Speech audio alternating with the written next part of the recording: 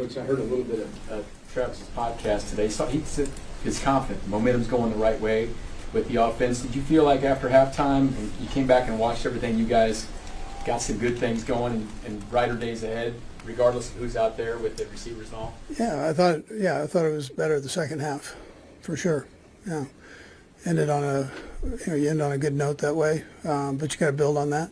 So that's you're going against a good defense, so you got to make sure take care of business this week. Make sure we detail our work. Injuries for you. Everybody's going to practice today, so that's a positive. Look for the challenge of playing the Ravens. Good football team. We played them the last couple of years. We think they know us and we know them pretty much, so it should be a heck of a battle. And look forward to that challenge. Look forward to coming back here to Arrowhead and playing. So, anyways, with that, time's yours. Coach, the play to Isaiah Pacheco, where he's kind of in the back, obviously something was going wrong. Can you kind of explain how he ended up behind, and are you trying for a lateral there, or did it just kind of get blown up by what the defense was? Yeah, it was the release on it. Yeah, we weren't trying to, not once or twice, so we don't want that. But he was trying to chip on the tackle and got caught up in there, and it bumped him out too wide. So we'll fix that. Have you seen enough from Xavier that the optimism level has grown for a return potentially this week? Yeah. How important is it just to see him in practice and being more than limited to get him out there? Yeah, well, I mean, we'll just evaluate him and take it day by day, but he feels good, so we'll see. How have you been going across just, this offense with, you had Taquan and Juju, and now you bring Xavier back, and then in the preseason you were doing it with Rasheed. Just how have you guys just adjusted, basically week to week, having kind of... Yeah, sure. I think one of the great things is that Pat's been able to get some game time with a couple guys that he didn't have a lot of game time with, between Hollywood and 80. So, I mean, I think it's a positive thing. And then when the other guys come in, then he's got experience with them. So I look at the production of the other two guys, Hollywood and Thornton, and I think that's a real positive for the team going down the road here. Andy, I talked in the offseason about how you told him to throw deeper, but what does it say to you about him that he's gone out there and worked on it, and now he's doing it and has had success with it? Yeah, well, we practiced it, so he could. You've got to practice that. The percentages go down on long balls anyways compared to the short intermediate game. So the further you go down the field, so you've got to put in the time there and practice it. And as coaches, we've got to make sure we give him an opportunity to do that before game time. So we spent a little bit more time with that, so it'd be part of the offense, and then he could get used to these guys, doing their routes. Coach, I heard a little bit of Travis's podcast today. So he said he's confident. The momentum's going the right way with the offense. Did you feel like after halftime, and you came back and watched everything, you guys got some good things going and brighter days ahead, regardless of who's out there with the receivers and all? Yeah, I thought it was better the second half, for sure. Yeah, ended on you end on a good note that way, but you got to build on that. So that's you're going against a good defense, so you got to make sure take care of business this week. Make sure we detail our work. What are your thoughts about that Ravens defense? They're obviously not happy to be 1-2 either. Neither one of you thought you'd be right here, but what did you see from them in recent study on what they have defensively for you guys? Yeah, well, he's a good one. So defensive coordinator, and he brings guys from all over when needed, and at the same time they play good sound defense. On top of that, they've got good players. I'm sure he'll have some change-ups from what he did with us last time, which is, we'll just have to adjust to it. So, but he does a nice job with that defense. He's got a lot of flexibility there with what he can do and with the players. What do you expect from them? I mean, they got their backs to the wall. That's the way they approach it. Yeah, sure. They're a tough football team. It should be a good, tough football game, and that's the way you prepare yourself. Sure. Coach, Juwan had another penalty the other night. Knock said that it looks like a knee at the ankle injury has been an issue for him too. Is there any point where he might need a break, or do you still have complete confidence in his health and his status record? Yeah. When he doesn't have the penalties, his percentage has been good. So you could argue one of the better tackles in his pass protection game. So I'm conscious of that, and then I'll take care of it from there. I might be giving you a call. You're looking good. Sorry. Coach, there is a pretty big investment in that offensive line. Are you surprised it hasn't been more effective as far as getting the running game to be more efficient? I know there's a lot of factors that go into it, but Yeah. they're part of the equation. Yeah, so I thought this past week was one of their better games. Yeah, so I thought they came together there and did some good things, run game and pass. Yeah. Steve? Coach, Juju has been pretty consistent for you guys, kind of flown under the radar a little bit. What does he bring to the Yeah, he's great in the room as a leader, good man, and works hard, does things the right way. He's not afraid to speak up when he sees something, which is great for the young guys to hear. And then he's a good football player. He understands space. Big body. He's not afraid to go anywhere on the football field or anybody. So that's his benefit there. Yeah, no, I think just with the guys that we have, I've kind of put it on myself to give guys chances down the field. And even though we haven't performed offensively as a whole, I think the entire year so far as efficient and scoring points the way we want to, we've kind of made an emphasis to give guys chances down the field to make plays, and guys have made those plays. And so that started in training camp, that started in OTAs. Is like I told guys to hold me accountable, and I wanted to hold myself accountable that I give the guys the chances to make plays, and they're proving that they can make them. How's it feel to wind up now? I mean, you got a lot more of the big wind-up throws. Yeah, I mean, it's still something that I have to continue to get better and better at. I think that there's more opportunities to make these plays in the games than these first few weeks, but I think it just gives me the confidence when guys like Tyquan come down with the catch that he did, that I can keep forcing the ball down the field and let them try to make plays. And we'll continue to get better and better at that, as well as with the rest of the offense. But, I mean, it's always super exciting when you get a chance to throw the ball down the field. Patrick, you've always done what next man up with the receiving core. Over the course of your career, you've had to deal with that a lot. Just this year, you practice a lot with Rasheed and St. Joe, and then you go on, and now Tyquan's leaving, Hollywood's letting Brazil. Just how have you been able to maintain each receiver that comes up, or each receiving unit that you have for that available that day, to make sure that you keep firing, keep within the system? Some of those guys have to mix and match sometimes within their own system. Yeah, I mean, obviously there's things here and there that you have to work on, but I think more than anything, the guys are putting in the work during the week. And so I think for us, at the end of the day, whenever we start getting these guys back like Xavier and Rasheed when he gets back, it's going to make us even better because guys had to step up, and they've stepped up and made plays. And you've seen Hollywood, you've seen Juju, you've seen Tyquan all step up into their roles and have even bigger roles within the offense. And so we'll continue to get better and better as the season goes, but it'll be an important week this week. Patrick, you mentioned Juju. He's kind of flown under the radar a little bit, but been pretty consistent. What's he mean for that wide receiver? Yeah, I mean, he's kind of like the leader of those guys, man. I mean, he's someone who's been there and done it. You know, he's won the Super Bowl. He's had big 1,000-yard receiving seasons. He's kind of been in all different types of offenses, and so he can be that guy that they can lean on. They can ask questions to, and then I think he does a great job when his number gets called in the game to make the plays happen, and being available whenever I need someone to throw to, and has a good feel for the defenses and what the defenses are presenting. And so he's someone that's super important to that room just in general, but he stepped up whenever we needed him to these first few weeks and made plays happen. Before last game, you described the offense as close. As you reviewed, what signs in the second half did you see that maybe it's even getting closer to what you wanted? Yeah, I think just the execution. You know, we cleaned up our execution. I got the ball out. I made the right decisions, made the right throws. I think that's the most important thing is like just making the throws. You know, making the throws whenever they're there, getting the ball out of my hand, letting guys make plays happen. And I did that in the second half. And I mean, the only drive that we didn't score was the one that I missed Tyquan. So I mean, it just proves that if you make the throws, that the offense can be productive and can have the progress that we want. I just got to go out there and make the plays happen. Patrick, I know you've been blitzed more than you typically have, and what's that been like, and what's the adjustment like?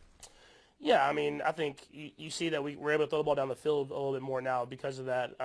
But I think it's just it's a product of the teams that we played and them testing our young offensive linemen. But I think our offensive line have done a great job of picking up those blitzes and giving me opportunities. And that's why you've been able to see some of these deep shots down the field. And you got to be able to execute and showcase that you can hit those throws. And if you do that, they'll adjust, and then we have to adjust as well. And so that's what's beautiful about the NFL is you have to be able to adjust on the fly and make things happen.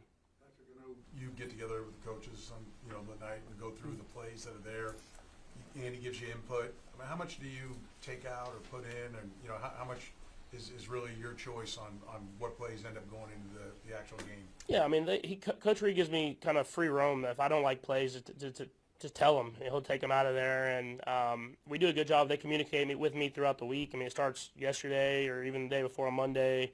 Of just kind of talking about stuff that they're thinking about, and then I communicate kind of what I'm seeing, and then I trust in Coach Reid that he's going to make the game plan the way that he has done for a long time now, and he always makes great ones. And so I think more than anything is trusting in him and then telling him whenever I'm not feeling the play that I'm not feeling. Has it evolved over time? I mean, when you first got here, everything's a pass, everything's wide open, and maybe now you're a little more cerebral in what you're picking out? Or? Stuff evolves for sure just because I've seen more and more defenses and know the team more and more and know what we're trying to do.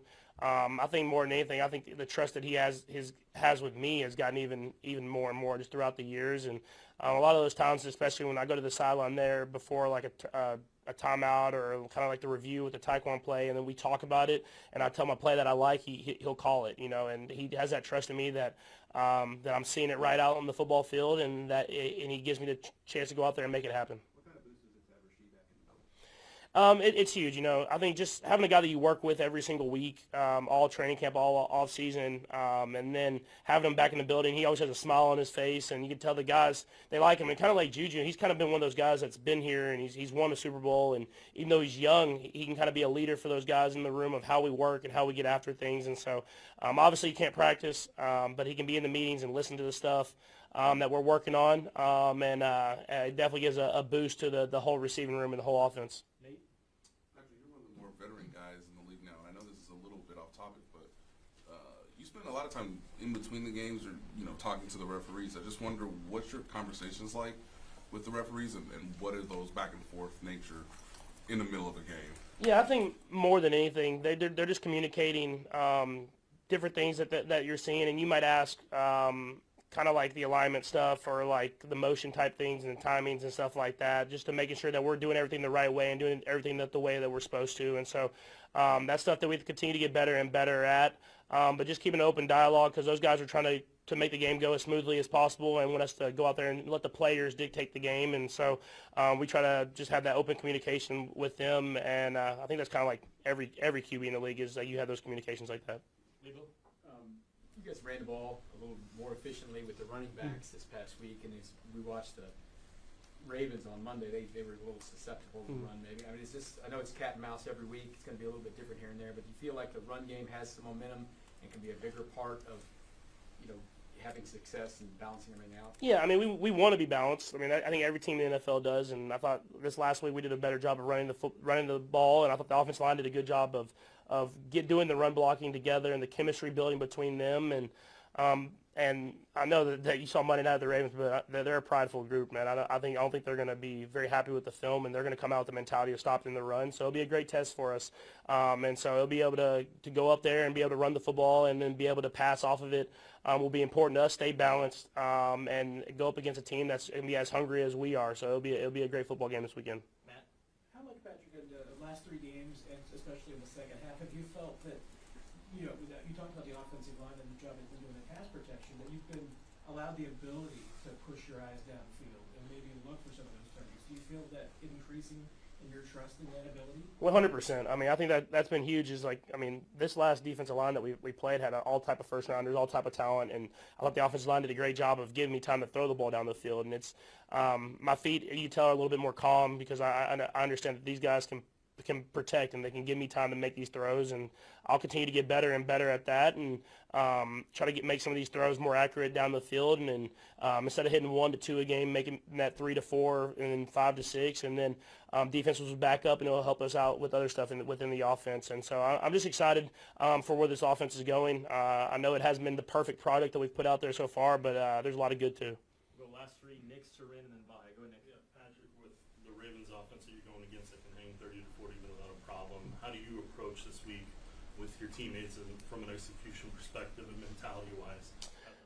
Yeah, I think for us, we got to start faster. I think every game we've kind of said that we haven't really got to do that. And we were moving the ball early in the game last week, but we're settling with field goals. And when you play teams that are really good and have dynamic quarterbacks like the Ravens do, you got to turn those into touchdowns. And that will not only put pressure on them, but it unleashes Spags to be able to do what he wants to do. And you always see when we get leads, it's like he's great. He's a great finisher. He's a great closer of being able to give you different looks and stuff like that. And so we got to take pressure off our defense and put pressure onto them by starting faster, and we can be better at that this week. The play where the ball goes backwards to Isaiah Pacheco, is that in your head? You know he's there, and you're just looking to flip it out there. And as you turned around and the moment of having to get it out, there's almost like whoa, you try to pull it back as you're letting it go. Like, just what was going through your head as that is evolving? Yeah, I mean, I got to see where I'm throwing before I throw it. We had called a play, and you don't want those short completions in that 2-minute type tempo, and so you kind of take the incompletion, and so I kind of went to burn it at his feet. And then seeing him as I was throwing it, obviously he was backwards, and that's why I knew immediately when I threw it. But you got to just see the guy before you throw it there. Obviously, I'm trying to throw it out to him in the flat and everything like that. But I got to see where he's at. He's trying to chip and give me time to throw the ball down the field. And so luckily I was able to get the ball back, and then defense was able to get a huge stop for us there in the end of the half. But I got to be better at not just throwing it blindly, just kind of knowing where those guys are before I burn it at their feet. Patrick, on the intermediate and deep passes, when you haven't connected, how much are you seeing passes you wanted back and versus maybe just a matter of communication? I would say the one that I for sure wanted back was the post one before the half. I knew that when Taekwon won, I knew that the backside guy had gotten held by the route that we had, the backside safety, and so I could probably put that ball out further. I threw it more across the field, but with the leverage that the corner had, I wish I'd have thrown it further and let Taekwon just run underneath it, probably a touchdown if I do that. And then the one that was on the 3rd and short, it's kind of just more of a miscommunication, just knowing that I would want it, if I had more time, I could have sold it a little bit more, but it was a run play, so I didn't want Lyman downfield, and so I kind of wanted Taekwon's eyes back a little bit earlier, but he sees the open space, and so that's just communication stuff that we can work on, and he's in a bigger role in the stuff that he hasn't done before, and so that would be important. I mean, obviously we missed a touchdown, we still win the game. He'll learn from that. We'll hit next time we get the opportunity. Through the first 3 weeks of the 2025 campaign, one Kansas City Chiefs wide receiver has shined, but he'll need it more now than ever in the upcoming weeks. The Kansas City Chiefs losing Xavier Worthy almost immediately as their 2025 campaign began left several members of Chiefs Kingdom wondering who would step up. With Rashee Rice suspended until Week 7 and Worthy's health status in question for the upcoming weeks, one wide receiver has thankfully stepped up to the plate in clutch moments. Former second-round pick Tyquan Thornton has reimagined his career thus far in Kansas City. The former New England Patriot hasn't seen this much success since his rookie season back in 2021, where he played in 13 games and hauled in 247 receiving yards. Thornton has played in 3 games thus far and has collected 171 receiving yards. Thornton has a presence in the battles against the Los Angeles Chargers and Philadelphia Eagles in Week 2, but he stood out in Week 3 against the New York Giants. However, Thornton shouldn't get comfortable too fast, as his biggest performance came against the Chiefs' weakest opponent to this point. The Chiefs head back to Geha Field at Arrowhead Stadium for their Week 4 battle against the Baltimore Ravens. The Ravens are one of the biggest threats to the Chiefs' AFC bid, but coming off a big loss to the Detroit Lions, they could be reeling when taking on Patrick Mahomes and company. Regardless of the Ravens going into this game with a 1-2 record and coming off a loss, they still have one of the best chances to make a deep run in the playoffs, making them the third difficult team Kansas City has had to play through the first 4 weeks of the season.